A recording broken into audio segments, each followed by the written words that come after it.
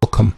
In this video, I will introduce you to some key questions you need to ask before you begin any development. Before you do anything, you need some ideas. What should your website actually do?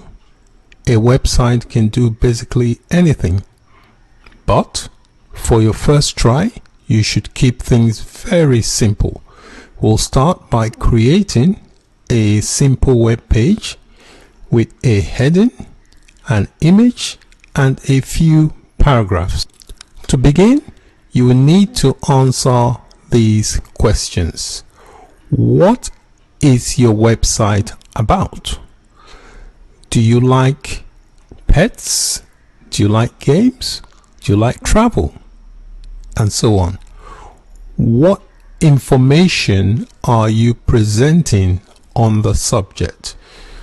Write a title and a few paragraphs, and think of an image you would like to show on your page. What does your website look like? In simple high-level terms, what's the background color? What kind of font is appropriate? Formal, a cartoony looking font, bold and loud, subtle? These are some of the questions that you need to answer in order to help your planning stage. Due to some assets you will need to develop your website. Assets are various components you will use in building your website. Let's take a look at some assets.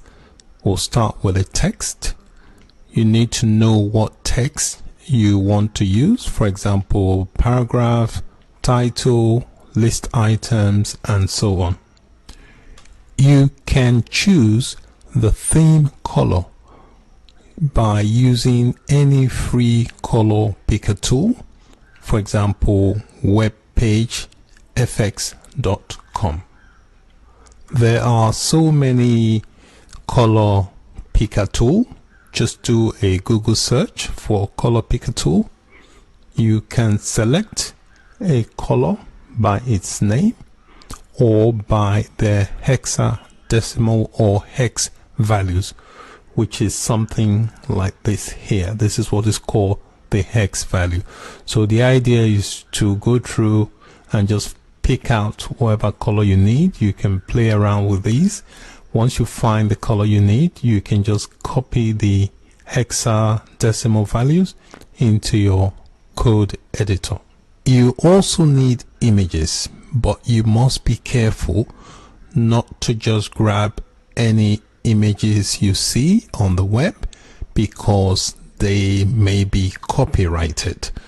However, there is a good website called unsplash.com that allows you to use its images for free, but they do ask if you could give the owner of the images some credit. It's not mandatory, but it's useful to acknowledge if you do use any of their images. This is unsplash.com, and they have lots of free images you can use. All you need to do is, you don't necessarily have to log in. You can just explore by the free images you can use. All you need to do is, you don't necessarily have to log in.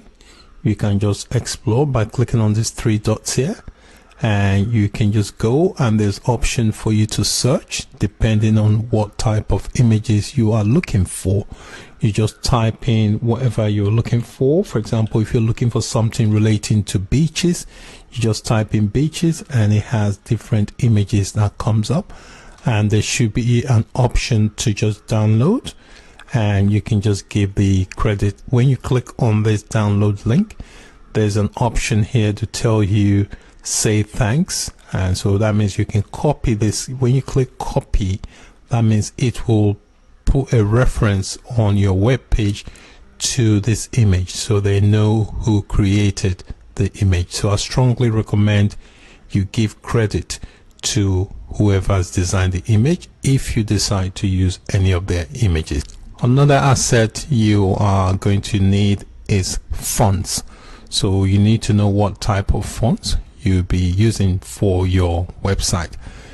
Google has a collection of fonts, quite a big library, so you can go there and just look through the fonts and see whatever one you like. If you do find one you like, you can reference them inside your code editor.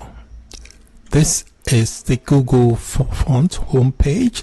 So the idea is it gives you a sample of what the fonts is going to look like.